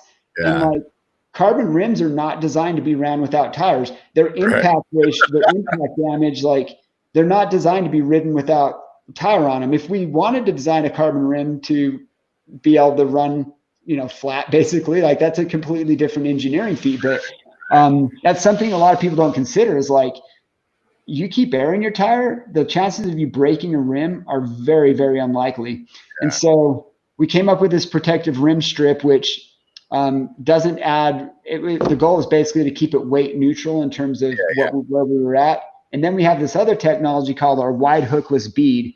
And we came out with it specifically because at the time, the advent of plus bikes, which has kind of come and gone to a certain degree, But that 2.8 tire you're just talking about, or those 3.0s and those 3.2s, in order to keep those tires light enough to sort of ride, they had some really light tire casings, and those really light casings were more prone to pinch flatting. And so you get these big guys on plus size bikes, and and the assumption is because the tire volume is so large, you're going to have less chance of impacting the tire on the rim itself. But the fact of the matter is, now people are experimenting with tire pressures. I'm sure you have as well, where you're trying to figure out what the tire pressure is you're going to run. Right. And then, hi. Got some and so now the guys are pinch flatting these plus size tires. Okay, so because otherwise you end up with, like, if you were to do like a 2.8 or a 3.2 in like an XO double down casing, I don't even know what that weighs. It's probably like 1,500 gram tire or something. Yeah. But anyway, so we came up with this technology called the wide hookless bead. And so what that is it's a full carbon rim structure, but it's a wider leading edge. So a typical carbon rim has, if you can envision the leading edge of the rim, if this is the rim, trying to explain it here too, that people that may be listening. So he's kind of actually here. Hold on a sec. I'll grab it. Well, there he goes. Got a wheel. So the leading edge of the rim typically. So he's pointing at the sides of the rim where back in the day, if you had brakes, like cantilever brakes, like where it would slide against. Oh yeah. Sorry. Not everybody's on video here. So yes, the hookless bead, the leading edge of the rim. So you have a left and a right side of your rim, right? The leading edge is typically, at least it's going to be around 2 to 3 millimeters is kind of a typical width of that edge. So it's quite narrow. The new technology that we came up with was called wide hookless bead, and it is exactly as it sounds. It's a wide hookless bead. It's a wide leading edge at the edge on the outside of the rim. It's the same, and so what that does is it creates a broader, or it creates more surface area for which to bottom the tire against. So you can think of it as an analogy of, like, imagine your foot getting stepped on by somebody wearing a tennis shoe versus somebody in a high heel. Obviously the high heel is going to cause damage, could really hurt you. The tennis shoe takes a lot more force to cause any damage with the tennis shoe. It's the same concept. So this wide leading edge has allowed our customers to run lower tire pressures, because now they don't have to worry about pinch flatting like they used to. And it also, at a certain point though, man, your pressure gets too low, your tire just rolls. So totally you give up too much, at least for me. And that maybe there's the right pressure, and then there's wrong pressure, right? There's some guys, I feel like they have this like idea that like it's a competition to see how low pressure you can ride in your wheel. And it's like, dude, that rides like shit like that, man. I don't know why you would want to do that, 100%. And it's also very region based. So, we live in the high desert, and so the traction isn't always readily available. Right. So like when I ride at home, riding here, I'll generally be like 5 PSI less than in what I would ride if I go to the Northwest. Oh, I see. Yeah. Well, you guys up there, they got the perfect dirt, man, all year, right? They've got, super grip for days, and here it's just slide for life. But, right. I guess this long convoluted story is that there are technologies that we've developed to solve the same problems that inserts exist to address as well. Only we feel like we do it in a way that is a much lighter and more beneficial to the ride quality of the wheel itself. Interested, man. I'm gonna go check out the website after we get done chatting. But so since we've launched these technologies, I mean, a lot of our competitors have followed suit, and so you're seeing more and more carbon rims come out with wide hookless bead. They call it different things, but some don't call it anything at all. They've just sort of done it. but it's real it's a real innovation, and it's as simple as it is, it's really changed the game for what your confidence levels can be on the bike, because again, it's not about it's not a competition to see who can run the lowest tire pressure, not at all. It's about running the right pressure. It's finding that pressure that you get maximum traction and maximum support. I don't want my tire to roll. I want it to conform to the ground. I want to get traction. I don't want it to roll. I want it to support me. Yeah. And I also don't want it to go flat because it got smashed into the rim, and I don't want to break my rim. So finding that balance, and what these technologies in the M series have done have allowed us to do that. It allows people to find the right pressure and ride with more confidence. So when I first got my first set of carbon wheels, which actually were Enves, I was upgrading from a bike that had lots of years on it, and over those years, like I had, basically like replaced everything. I had really good like aluminum wheels on it and whatnot. But whenever I bought my Bronson that had those Enves on it, or has those Enves on it still, it was a big difference of a lot of things, right? So it was like this new suspension platform, a head tube angle and a seat tube angle that's totally different than the way my old bike was engineered, carbon rims, carbon frame, carbon handlebars, like all this stuff that was like so different. So it was really hard for me to be like, oh yeah, this is what the carbon wheels like did for me. You know what I mean? Yeah. So over time then, of course, I've had lots of hours on that bike, and because of my YouTube channel, I've had a lot of time on other bikes as well. And I'll tell you, man, the thing that I love the most about carbon wheels is like just how responsive they are. Like I can get on a demo bike and I know within like the first like probably minute that it's aluminum wheel without I never even looked at it. You know what I mean? Just the way that it feels.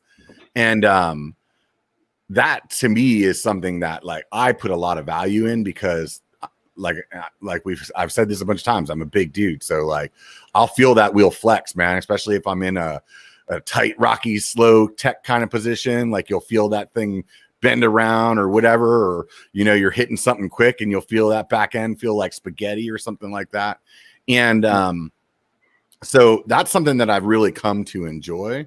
And I've noticed that there's some companies that are doing some different things with carbon now, and they're like way flexy compared to like the rigidity of the carbon that I enjoyed. Are you guys doing something like that too, or? Yeah, I mean, so it's been a really hot topic of debate in the carbon wheel world, and there's like, there's still the aluminum crowd diehards are saying, that are out there saying, the carbon wheel market's just going full circuit. Now they're just trying to figure out how to make a carbon wheel ride like aluminum. Yeah, I don't want that. And to a certain degree, there's some thing to be said for that. Yeah. Because if we chart our course, we basically went from prove you can make a mountain wheel out of carbon. This was pre-boost days. So we also had to make a wheel really stiff for 29-inch wheels, which at the time we're using 135 or 142 spacing. So a very compromised bracing angle, so the wheel could be really flexy just because it didn't have much bracing angle. Well, then we went boost or super boost, and now the wheel is really supported with the hub and spoke structure. And so there's been this progress. So first it was prove you can make a wheel out of carbon. Then it was prove, make the wheel stiff and strong as possible, because you have to overcompensate for bad bracing angles. Then boost came along, and it's okay, now we can go backward a little bit. And that's what the current generation M series has been, is okay, we don't need the rim to be as stiff as it used to be. It still has that ride quality that you're speaking of, that a lot of people love, which is the really, hey, the wheel goes where I point it and it stays pointed where I intended it to go in the first place. And it has a lot of lateral support. And you can feel it in your cornering and stuff. And I think it's one of those things where it's like, for me, I had to ride a carbon wheel for a while. And then as soon as I got on something that wasn't, I was like, oh, I get it now I get it, you know. Yeah. And so now the progress is, okay, we've got that, and now a lot of our focus is actually on vibration and energy absorption in the wheel. How do we get the wheel to maintain that characteristic of tracking how we want it to and being responsive, like a lot of guys have come to know Enve for, like, and you know, I can understand changing it for the dampening, like what you're talking about, the vibration, kind of like, because I've ridden wheels that are carbon that are just, they're harsh, you know, and you're like, wow, man, like I feel everything. But so yeah, there's a happy medium there. But I'm noticing some that are like, I demoed a bike when I was in Sedona this year, and it was just like the front wheel to me, I was like, this has got to be aluminum, like, you know, and they're like, oh no, it's this new thing. And I'm like, oh wow, I don't know how I feel about that. I've ridden all those wheels that you're talking about, whatever one that is, I've ridden it. And no, I mean, there's what we're evaluating right now as a brand is like, what is the right balance? Because there are some that have gone too far for sure. And then there's others that have, I think, struck a little bit better balance. And I think, you know, ultimately Enve is known for a certain ride quality, and there's a responsiveness, and there's a stability, there's a straight line tracking attribute that just you lose if you that you can lose if you start to compromise the product just in the name of compliance, or in the name of compliance, when when it's really, but yeah, I mean, we've got things in the works, man. We've got you know, M series development continues, and we're still looking at the next thing. Let's talk about that then. I mean, obviously, like, you can't talk about something that's probably in development, but maybe we can kind of hint around some things here. Like, there's a few companies like Revel that just came out with a new hoop that's supposedly, like, it's not carbon, it's like synthetic carbon or whatever their like marketing term of calling it. Are you guys looking at different materials to like, or is it like, you know, we're carbon, that's it? No, I mean, you know, carbon is not the carbon is not the end all be all per se. Like, we're not closed off to the idea of new materials, and we've honestly, we use other materials in our wheels that are not strictly carbon as well to achieve, you know, the ride quality or the performance we need to. I mean, fiberglass comes into play sometimes where it makes sense. And then there's, you know, like I said, we use that polyurethane strip, that formulated polyurethane, to create this protective rim strip, which seals off the tire bed, means you don't have to tape the rim, and means you're never going to have a pinch flat. So that's sort of it's not like an innovative material in and of itself, but in its application it is. And so in that rim, your nipples are different then, huh? No, they're still internal on that rim, but they're just covered with this plastic strip. You can remove the strip. Oh, okay, it comes off. Yeah, so it snaps in and out if you want it to, but you just don't have to do it. So you don't have to tape though, then. That's good. Yeah, no, it's cool. A lot of people, I mean, there's so much noise in the world.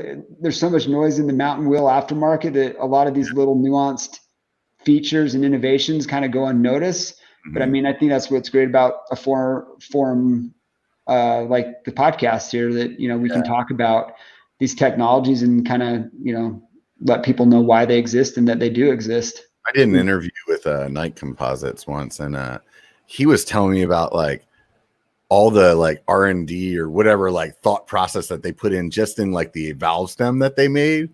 And I was like, I would never even thought of that. You know, I'm sure you guys have something like that where it's like, oh, we did this and we did that. And it's like something that like 98% of everybody out there would never even notice. I mean, I think it's always funny when you launch a product, or, you know, it gets posted for the first time on, you know, on the cycling websites, and you know, and then there's always the comment section like, oh, this brand, you know, they so-and-so brand just launched this, and then this brand, this is this brand's response, and they had to respond to this, that, or the other. I think the recent one was I mean, the most recent one was with this whole pandemic thing. We just launched our foundation collection, which is a new family of wheels that are again more competitive price wise, with sort of the bell curve of the market. Like we were sitting up plus $2,000, and a lot of the bulk of the carbon wheel aftermarket shifted to 2,000 and less. And so we launched these new wheels to address that market and provide a solution there. And I think one of the comments on one of the forums was, "Oh, the pandemic hit and Enve had to react and launch a wheel." We're talking like 4 weeks after pandemic started. Like R&D doesn't take time. Like these wheels had been in development for 18 months, and we actually had to postpone the launch.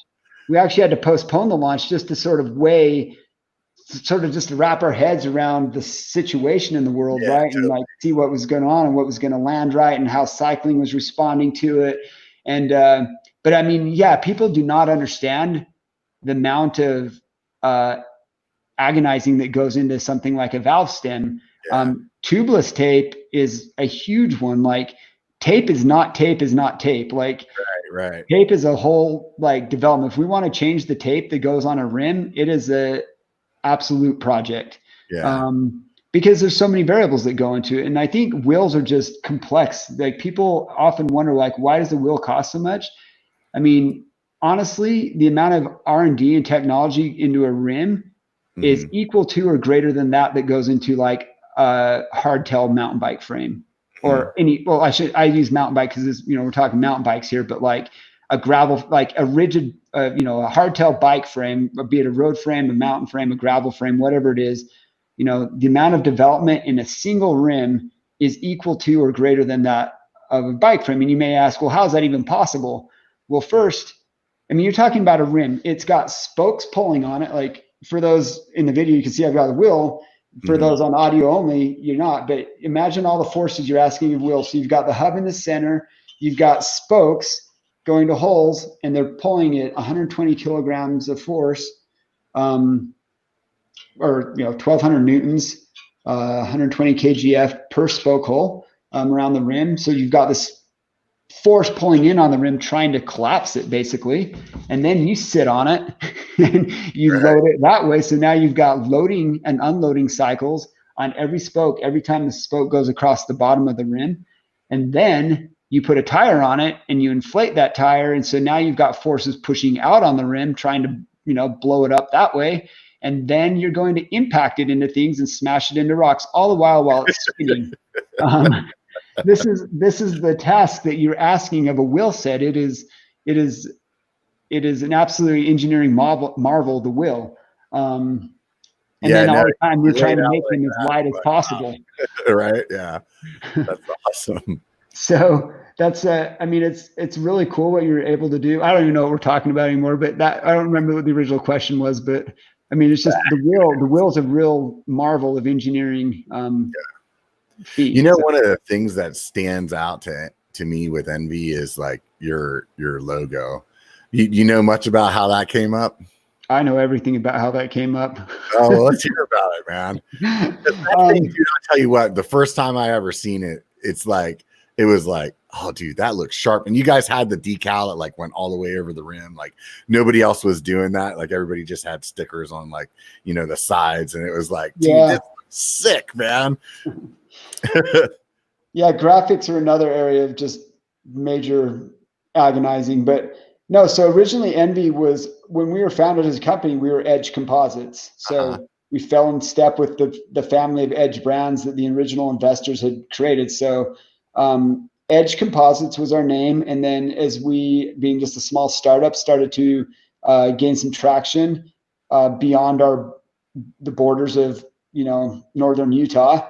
And beyond the borders of North America, and we started selling into Europe. One day, I think it was in probably early 2009, maybe late 2008, the owners received a cease and desist order that we were in violation of a trademark in Europe. So there we are, this small company with still not making money. We're still just hemorrhaging money as we're trying to develop product. Right. And, so we're still not profitable. And we have somebody basically telling us that they're, going to take legal action against us if we don't do something with our name or pay them a licensing fee. Mm-hmm. So we considered the license. We said, okay, well, what's the license fee going to be? And I want to say it was like, I think they wanted €1 million. Yeah. I mean, you're like, we're trying to keep the electricity on over here, man. No, totally. We're like, we're not even making $1 million a year. And like, we don't even know if this business is really gonna, we know we have a great product, but we're definitely not making money yet. So like, that just seemed untenable. And it just didn't make sense. So we said, okay, we're definitely not paying these guys. We're definitely not paying these guys for this trademark. We're not going to license this. We don't have that much equity in the aftermarket to really fight for this name and want to pay for it. So at this point, nobody really knows you that much. So you're like, hey. Yeah. So we did drop some cash. We hired a marketing company to help us with a rebranding exercise. And they took their, they did their due diligence. And like a month or so later, they came back to us and did this big presentation in the conference room, at our conference room. And I remember this well. And they started presenting all these names and who they thought we were as a brand and what we represented. And they're like, well, cycling has a lot of roots in Europe, and there's the Italian Dolomites, and we thought that maybe Dolomite, or they started coming with all these crazy names. And we went through like 30 of them, and then we narrowed that list down to like 5 or 6 of them. And we're like, man, these just suck. These are not us. Like, this isn't us this isn't who we are as people or personalities. This isn't like our creative process. And we're a company of at the time, we're definitely a company of quite a few creatives, and everybody had ideas, and just none of this really felt like who we are, what we stood for as a brand. So we basically, bid them farewell, and we spent that money, which, whatever. And that was money gone. And I can't say it was a total waste, because it took us to the situation where we were T-minus, I think we were T-minus like 8 weeks from Eurobike. So it was the summer of 2009. Yeah. And we had to rebrand before we went to Eurobike. We had a trade show booth, and we had distributors, and we needed to show up with branding and wheels and everything, graphics that were down to like the booth you're standing in. You need banners. And it had to be whatever the new name was going to be. And we didn't really know what that was going to be, but we knew we had to do it. And so there was a day where all the decision makers of the company, it was actually it was like so the managing, the investors, so the ownership group, a couple of the engineers, a couple of us from the brand and marketing side. And so there's probably like 8 of us in the conference room. And Sarah Lehman, our CEO, our newly appointed CEO at the time, sat us down and said, hey, we need a new name, and nobody's leaving this conference room until we've got it. Right. So all right. That was like at 8 a.m. And I think around like 2 or 3 p.m. that day, we finally got to a point where we'd, hung the big Post-its all over all the walls, and we'd filled the whole whiteboard with ideas and concepts. And one of the things was we were going through the list, and it's like, what do we want to be, or who are we as a brand? And, there's all these things like we're US made, and we're performance, and, premium, performance at any cost, and all these things. And somebody had put up like, we want to be the envy of cyclists. We want people to envy other cyclists that ride the product, not because it's like audacious and arrogant, but because like the performance and the quality and everything is enviable. And so somebody wrote the word envy on the board, like ENVY. And then our original logo was an anagram. It was edge. So you could, I think it's an anagram. Yeah, I know what you're saying. Both ways. Right. And we were like, well, envy could be spelt with an E at the end. And I think it was Sarah's husband, Paul, that suggested that. And then one of the engineers got up and sketched something on the board. And it was like, boom, this is it. Like this feels good. This feels right. Like it feels risky. It feels a little edgy. Yeah. It feels a little, it was just like, this is what we're doing. And it was also looking at it and saying, too. It's like, hey dude, check this out. Yeah, I was also looking at it and saying like, it's a new name but it's not so much of a departure from the original name that we won't be recognized. And it was crazy at Eurobike. So we went through the whole rebranding, got ready for Eurobike, went to Eurobike, and it was, I bet you about 50% of the people that came into the booth that, knew we were Edge Composites didn't even notice that we had rebranded. Oh yeah. Like we had to point it out. We're like, oh yeah, by the way, we're Enve Composites now. And we're like, oh, I didn't even notice. That's funny. That was the catalyst for the name and the name change from Edge to Enve. And that's pretty cool, man. Yeah. The design is something that's just, I don't know. I feel like it's very well thought out, and it's one of those like eye-catching kind of things. My buddy runs Stickered, and you guys Richard. Yeah. And you guys just started doing something with him too. You guys got some kind of like wheel builder, like you can like kind of build your own decals and stuff like that on the Enve site. Yeah. So, I mean, it's funny because, the internet trolls are very, they love to point at Enve as like this, it's just a pretty decal. It's just it's just people want to look the part. It's for the dentist at the coffee shop or whatever, and it's like Chad, the dentist. Chad, yeah. I mean, yeah, like there's something visually appealing. Like we love the fact that we have always blended fashion with function, and that it's always been performance first, but fashion is part of that. There's nothing that's a high performance anything in the world that doesn't look sexy, right? Like for the most part, that's what performance and those two things can go together. Like there's industrial designers have a job because of this, right? Like figuring out how to make a concept also look good and beautiful and function well. And that's like almost the exact same thing that the owner of Eminent said about his design of his bike when he was designing it. Like, oh, really? Dead on. Yeah, it's kind of funny you said that. Like, so, anyways, yeah. So the logo, yeah, and does well as well. Yeah, the logo is honestly. So, like, as a startup company, anybody that gets into business, like, there's good decisions and there's good strategies, and then there's luck. And we did not get the Enve logo because of good strategy. It was us being ignorant to the fact that we were violating a trademark in Europe and then forcing ourselves to rebrand. Like that's in nobody's best interest if you're starting a business. But we got lucky, and we have a very iconic and what I would argue is a timeless logo now that is recognizable about anywhere you go. Like the wheels roll by and they're Enve. Right.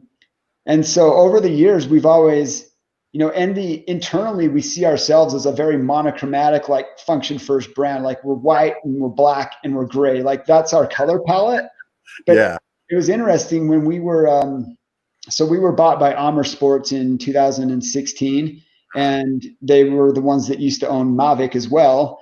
And when we had this acquisition happen and this integration happen, I remember we sat down with the Mavic team, and we were doing this exercise that seems really silly in retrospect, but we were basically going to present each other's brands to each other's brand team. And it was really interesting because the Mavic folks presented Enve as this really colorful and loud and bright color. It was all about color, and it was like, wow, we only do black. Like our stock decals are black and white. Like we've never done anything other. But it's because over the years, like every bike because we're so ingrained in the custom builder community with the custom bikes that are built, and like we did all that OEM spec with Santa Cruz where we had the color matched wheel decals and other brands. Like there's something you said, people like their stuff to match and like look pretty and look intentional, and so the outsider looking in view is that like Enve is all these bright colors and this, that, and the other. And like us on the inside, we're like, oh, we didn't realize that people really viewed us as that. We've just always thought we were just making things look pretty together. Right. In addition to, the performance attributes that come with that. And so long story short, custom decals became a real nightmare for us as a company over the years.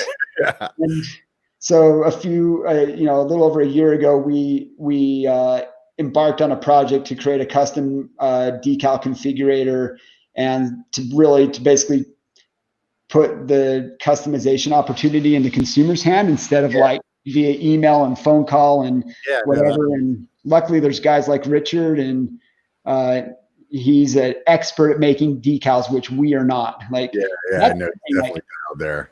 If anybody wants to, people always balk at the cost of a custom decal. Yeah. Call Richard up and ask anybody to make you a custom die cut vinyl decal, and to do 12 of them for your wheel, and then, let us know what that cost you, because it's one of the biggest eye-opening things is you don't realize how much goes into making a decal. Yeah, totally. It's actually a fairly laborious hands-on process. There's a printer and it prints stuff, but then there's cutting stuff out and putting backing sheets on them and putting the backing sheet on the other. There's UV protectant layers, and you can do a whole other podcast. Richard, Does it tell stretch everybody how expensive the decal is? Bubbles out? Does it, not like some of these places you could get decals? Because back in the day, that's actually kind of how I met Richard. Was I was looking for decals for a custom build that I was doing. Of course, we all did. Right. And before, I would just get on eBay and try to find somebody that had the color that I was looking for. Right. So maybe one time I ordered them from UK, and one time I ordered them from some dude in New Zealand, and another time some guy in a grass hut in Zimbabwe. I don't know. You know what I mean? But you never knew what you were getting. Right. And sometimes you would get some and instantly, a couple rides, a month down the road, that they're peeling apart, the colors are falling off. So I can see with a brand like Enve, you don't want to compromise your brand either, but you want to give people that ability to make it look good. And I think that's really cool that you guys have that partnership, but B, that touch point with your customers. I feel like everybody, you're spending a lot of money on this bike, or these wheels or whatever. It's fun to make it personal to yours. It's not the same one that everybody else is riding down the street. And I feel like if some other, if bike companies embrace that as well, where it's hey, I can pick this thing, and it's options, what color decals do I want? And actually embracing it rather than just leaving it open to the,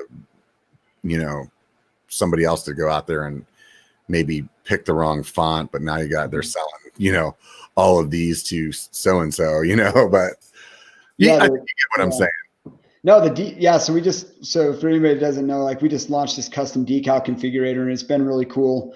It allows you to basically do whatever you want, as far as a wheel decal goes too. And then again, they're printed by a reputable, by Stickard, who is extremely reputable and knowledgeable about how to make a quality, long-lasting, durable decal.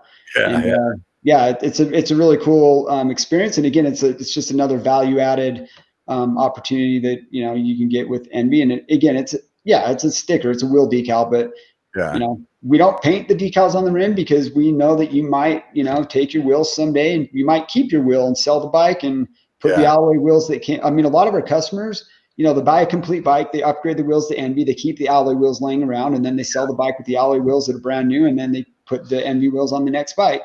Totally. And so, if decals are painted or graphics are painted, you can't, match the next bike. And, that's another area where we're still looking at, what's the next solution? What's a better solution for graphics? And, the plus side with decals is they're replaceable. The downside is that they wear out. So, but the good news is they're replaceable. So, yeah.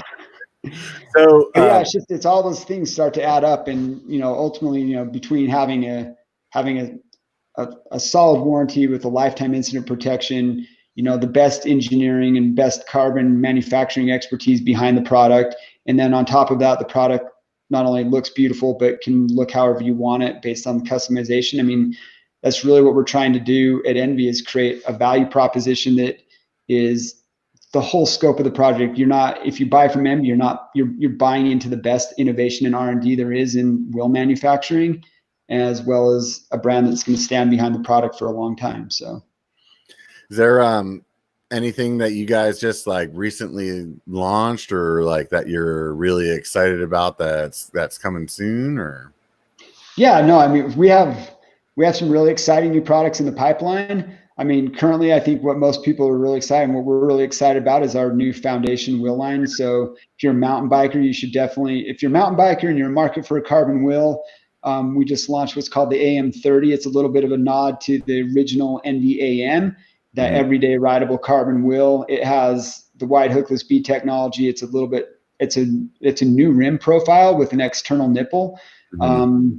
The reason the nipple went external is because it's a more shallow rim that's meant to kind of find that balance of compliance and responsiveness that, people know Enve for. And it's a $1,600 carbon wheel set that has all the foundation naming is because the foundation wheel line has all the core technologies that Enve was founded upon. So everything from the warranty to like the molded spoke hole technology and that wide hookless bead, anti-flat rim protection technology. So that AM30 is really is kind of our latest product that we're super excited about, and we have more to come for sure. What's been your favorite part of working at Enve? Oh, dude, I get to ride my bike a lot. I mean, I never in a million years imagined that this business would be around, 5 years from the day that I started working there, to let alone the 13 we're going on now. But it's been an amazing journey, and like working in the bike industry is not somewhere where you're going to get rich, but it's provided a living for, me and my family. And again, like I get to ride my bike a lot, and every once in a while I have to pinch myself because, you might complain. You're like, it's like, oh, I got to go do a test ride. It's raining. Well, there's a lot of people I'm sure that would, that really would beg for that opportunity. Right. So I feel really fortunate that I work for a company that believes and fosters a ride culture. I mean, at the end of the day, like the company has been successful because we ride bikes. You're in touch with your product and your customer. We understand the product better than any of our customers ever can. And that's important. As soon as a brand loses touch with their product, because I mean, you see it all the time. Like there's brands that are, you meet them, you go to a trade show and you meet the people at the brand and you're like, you don't ride a bike, do you? But you're in charge of the product line or whatever. And it's really important to be authentic in this business, because otherwise you just can't keep up with the curve. Like for example, like 27.5-inch wheels, like because we ride bikes and because we work with the key brands and the key sort of influence in the industry, we knew that 27.5-inch wheels were going to be a thing before everybody else knew they were going to be a thing. It's because we'd been riding prototypes. We explored the concept and found that it was, we found that it was better than 26 and had some attributes that were sort of better than 29 and whatever. And so we were the first brand with a 27.5-inch carbon wheel, plain and simple. Some people say that they think 27.5 is dying to. Oh, I'm 100% there. Just to be clear, I'm just putting about it at the time. Like, oh, I didn't know, man. I'm curious to see why you say that. You think 29's got it dialed now, finally? I mean, to be fair, I haven't ridden a 27. I haven't ridden a 27.5-inch bike in like the last 2 seasons. But the reason for that is because the 29-inch wheel bikes have gotten so good. Like chain stays are short. They're getting to be more nimble. The geometries have changed a lot. That's the big thing for me. That was like every time I rode one when they first came out was like I felt like it chose the line, not you. And that's why I still liked my 27.5, because it was still nimble. I could throw it around like the 26, but it still like rolled over things better. And with the 29, I was like, I just don't like it. And when I bought that chameleon hardtail, it was the first time I was on a 29er that I was like, dude, this thing rides awesome, you know. And I'd ridden a handful of 29ers before. That wasn't like it's the first one I ever rode, but it was like, okay, these bike companies are starting to get what's going on here, you know? Yeah. I mean, so here I had my last, I guess my last two 27 5-inch bikes were the Bronson, the first generation carbon Bronson, and and then they came out with the Nomad. Mm-hmm. Yeah, the pink and teal color. I don't know what year it was. No, that one was sick. I like that. So I had that bike, and those were my last two 27 5-inch bikes, because the next bike that I bought was an Evil Following. Uh-huh. And who also has an awesome logo. So I rode the Evil Following, and I was like, holy crap, this is a 120. I was running a 140, 120 travel on. I was like, I'm not missing my Bronson with more travel. Like, and so the progression kind of just went from there. And I mean, but 29-inch wheels have gotten really great. I still think there's a place for 27.5-inch in some scenarios, and based on certain ride styles, like as they get older, doing really like the park oriented jumping stuff and whatnot. It's not really my wheelhouse anyway. I'm kind of more of a point and shoot guy, and the chunky riding we do here in Utah just favors 29ers a little bit more. Especially if you go down to the you go down to Moab, where it gets really chunky. I mean, having those slack head tube angles and big wheels it's changed the game for so many riders. I mean, I remember the first time I rode down Porcupine Rim, and I'm going to date myself probably at this point, but I mean, I was on V brakes on a 26-inch hardtail with probably less than 40 millimeters of travel on the front end. Yeah. And like, you do one lap down Porcupine Rim and you were done. You were done for the day. Imagine that. And that was just Porcupine Rim, which is, I don't know if you haven't ridden it, but it's super chunky. It's just like, it's always gnarly. And, now you go down to Moab and everybody and their dog, like they're running shuttles to the top of Burro Pass, which is 3 times longer than just Porcupine Rim, and they're sending people down it and they're getting it done in a half a day. A lot of these people that don't ride that much, they're even just because the technology is so much better. And like guys like myself or whatever, we can go and we can do 2 laps a day. And if you're really organized, you could do 3. I mean, you can do a lap in an hour and a half or 2 hours if you're really focused. And that's because of the bike. I mean, sure, we're fit and we're skilled, but like the bikes have changed that much that you don't get the fatigue, and they're just so much more capable. It's a cool world we're in as far as cycling goes. It definitely is, man. I 100% agree with you there, dude. Well, I also noticed that we freaking wrapped up that 2 hours pretty quick. So nailed it. I wanted to thank you for taking the time to chat with me today. It was honestly really, really a fun conversation. It was neat for me to hear about the company and where it's from, because I definitely respect the brand, and now I have more insight to who they are, and as will the people that listen to the podcast and watch the live stream or the video after the fact. So definitely appreciate you taking the time to sit down on Sunday and take a little time from your family and hang out with all of us. That was quite awesome. I want to mention to everybody out there that's listening to check out my sponsor for this video, Project 321. Jake, his name is Jake too. And he said he knows Jake Pantone. He said he's been working with you guys for years and years and years. Yeah, we love Jake. Yeah, he's a good dude, right? He's an awesome dude. Yeah, one of the best. Yeah, definitely go support Jake. Yeah, it's just like when you were talking about earlier, like you were talking about like making something with a lot of precision, and his shop still makes like parts for like Shelby motors. And he was telling me when I first met him, like they're so used to these like super crazy tight, like I'm losing the word for it right now, like specifications for how tolerances. Thank you. And so whenever he started making hubs, he was like doing the same thing, and he's like, that's why his hubs are so good, because he's good at being a machinist. So definitely check them out, man. I've ridden the hubs. I'll throw a shout out. They're awesome. Check them out. They're great hubs. We use them all the time. Yep. I've been on his hubs for like 10 years, man. Like they're good. They're good. They're solid. If you guys use the code on his website, BiKER Bar Baller, BiKER BALLER. Wow, I spelled that in one shot. You use that, you can get 10% off of your next wheel build. Get yourself some new hubs. They got loud and not loud. So they're not silent, but not loud. Check them out for sure. Help Jake out. He's a good dude. Once again, the other Jake here, Jake Pantone from Enve. Thanks again for everything that you brought to the table today. And for all of you guys out there, you guys know how this wraps up. Do me a favor, subscribe and support the channel that way.